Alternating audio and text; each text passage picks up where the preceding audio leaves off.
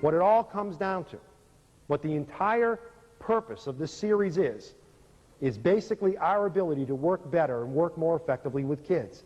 And whenever anybody comes to a workshop like this, somewhere in the beginning, middle, or end of the workshop, the speaker says, you've got to work on the child's self-esteem. How do you do that? How do you build the child's self-esteem? Well, I've come up with an analogy that I think works.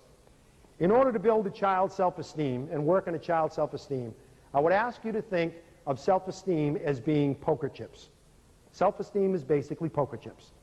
If you've got a good self-esteem, a strong self-esteem, you've got a lot of poker chips. And if you've got a poor self-esteem, a low self-esteem, you don't have many poker chips. Simple as that. Let's talk about two children who go to the school that your child goes to. These two children go to every school in the country. One child is named Joe Cool. Joe Cool has tons and tons and tons of poker chips. How did he get all those poker chips? By good things happening to him. When good things happen to you, you get poker chips. Captain of the football team, he has 10,000 poker chips. Voted king of the homecoming dance, he has 15,000 poker chips. Get your picture in a paper for scoring the winning touchdown, he has 12,000 poker chips. This kid's got millions and millions of poker chips. He's had a charmed life, God bless him. He feels great about himself, and he should. Now, you also lose poker chips when bad things happen to you. You go to the prom, Joe Cool goes to the prom with the best-looking girl on campus, 20,000 poker chips. Prom night comes, he's got a pimple on the end of his nose. He loses 3,000 poker chips, but he still has a net gain of 17,000 poker chips. He's still 17,000 poker chips ahead. And this kid goes to school every day with his baskets and bags full of poker chips. And sitting next to him is Larry, the learning disabled kid. Larry, the learning disabled kid, has poker chips like this. This is it. This is all he's ever gotten. Never been voted captain of anything. Didn't go to the prom. Never been on a team. Never got on 100 in a test. Didn't blow the top off his SATs. Didn't even take his SATs. He's got a stack of poker chips like this. And now with the inclusion movement, we make those two kids go to school together and compete against each other in the games of school. I would submit to you that that's not fair. I would submit that that's not fair. Anybody play poker here? Do we have any poker players here? Sir, Chris, could you join me up here? Would you mind? Suppose, Chris, I were to ask you if you wanted to play poker. And I said, Chris, here's basically the deal. You're going to have this many poker chips, okay? I'm going to have, here you go, I'm going to have all the poker chips in the Western world. I have basically 10 million poker chips back there. I'm going to play poker against you. What would be your first response? Would you want to play? I don't think so. Okay, his first response would be, I don't want to play. What do we think the learning disabled kid is saying to us when he says, I don't want to go to school today, Ma? Don't make me go. I got one of those stomach aches again, Ma. Don't make me go. Please don't make me go to school today. What's he saying to you? He's saying, I don't have enough chips to get in the game. I don't have enough chips. Don't make me play this game. But we say to him, you got to play. The law says you've got to play. You've got to go to school. So I say to you, Chris, you've got to play poker with me. You're going to have that many chips, and I have bundles and bundles of chips back there. How would you play, Chris? Would you play conservatively, or would you play recklessly?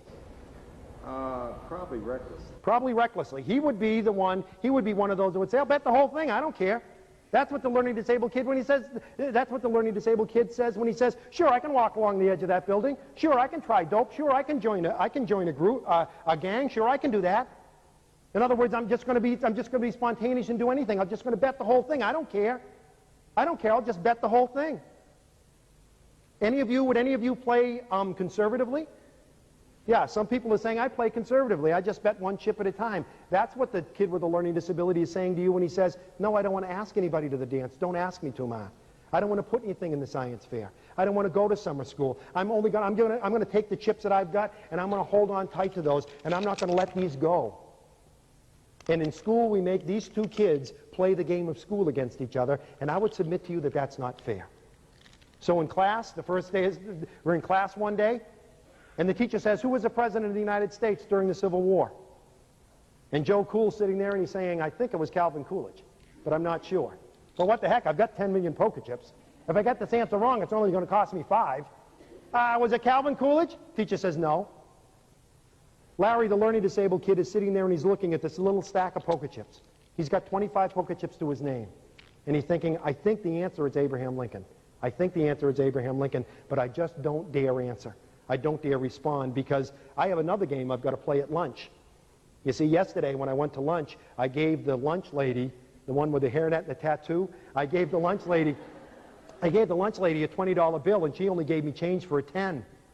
And my father said, don't you come back without that extra $10.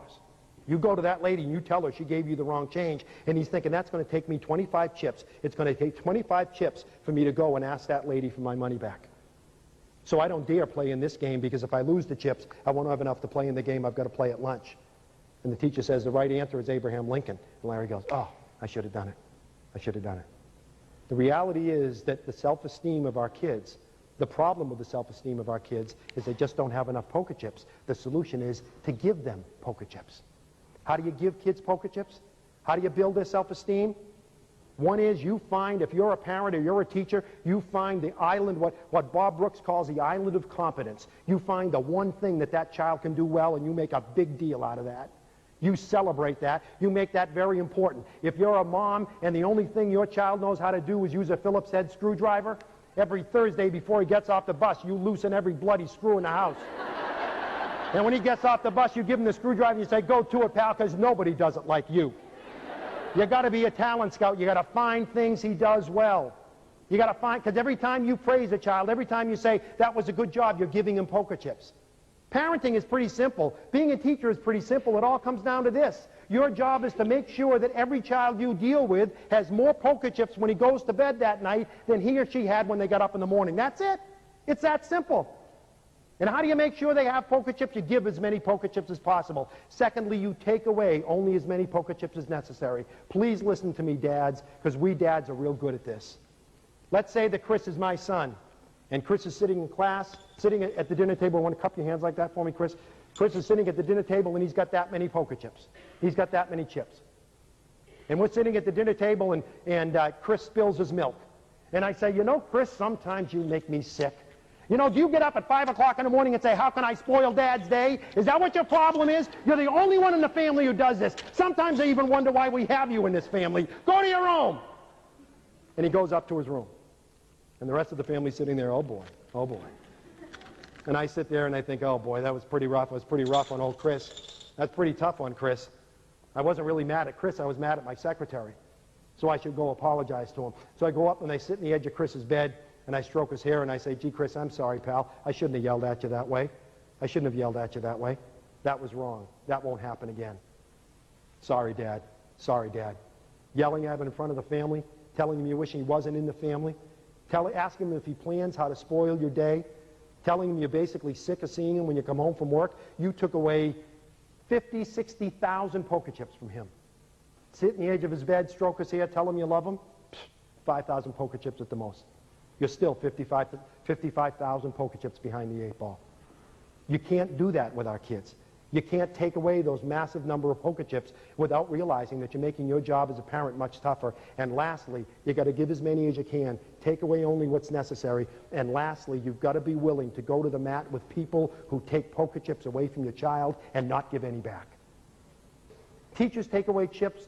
Bus drivers take away chips. Principals take away chips. But most of us also give chips back. And if you take poker chips away from a kid, but then give some back, that's okay. There's a lot of people in your child's life who play that role. But the bottom line is, if there's someone in your child's life who is taking poker chips away and not giving any back, they're making your life much tougher. When are we going to deal with this? That's what advocacy means. Standing up for someone who can't stand up for themselves. If you're a teacher or a parent, you've got to be willing to go to the mat with people who take chips away from your kid and not give any back. You're a mom, you get up in the morning, you make him French toast. Oh man, 20,000 chips. You lay out his favorite clothes, a Beavis and Butthead t-shirt that he loves and you hate, 15,000 chips. You put his books at the door ready for him to go out the door, 10,000 chips. You warm up the maple syrup, oh my God. You warm up the maple syrup, another 5,000 chips. You have a nice breakfast with him, you give him a big kiss, and you send him out the door with a great big hug and kiss, and 50,000 brand new poker chips. And he steps on the school bus, and the school bus driver says, well, here's the retard. You might as well stay at home. You might as well stay in bed, Ma. You might as well have stayed in bed. Because that one comment took 60,000 chips away from your son. 60,000 chips away like this. You might as well have stayed in bed, because all the chips that you gave to your child were just taken away. Being a parent, being a teacher is not all that complicated. It's all a matter of poker chips. None of us want to think about what happens to a child at 18 and 19 years old that doesn't have enough poker chips to play the games of life. You know how many poker chips it takes to ask for your first job? You know how many poker chips it takes to ask someone to marry you? Thousands and thousands of poker chips. One of the reasons that many adults with learning disabilities have problems, they just don't have enough poker chips to get into the games of adult life. And when you don't have enough poker chips, suddenly suicide begins to make sense, drug abuse begins to make sense, gangs begin to make sense. Our job is as simple as this, to make sure that every child who crosses our paths, as a parent or a teacher, every child that crosses our paths has more poker chips when he goes to bed that night than when he gets up in the morning. It's that simple. And hopefully this has helped. Thank you very much.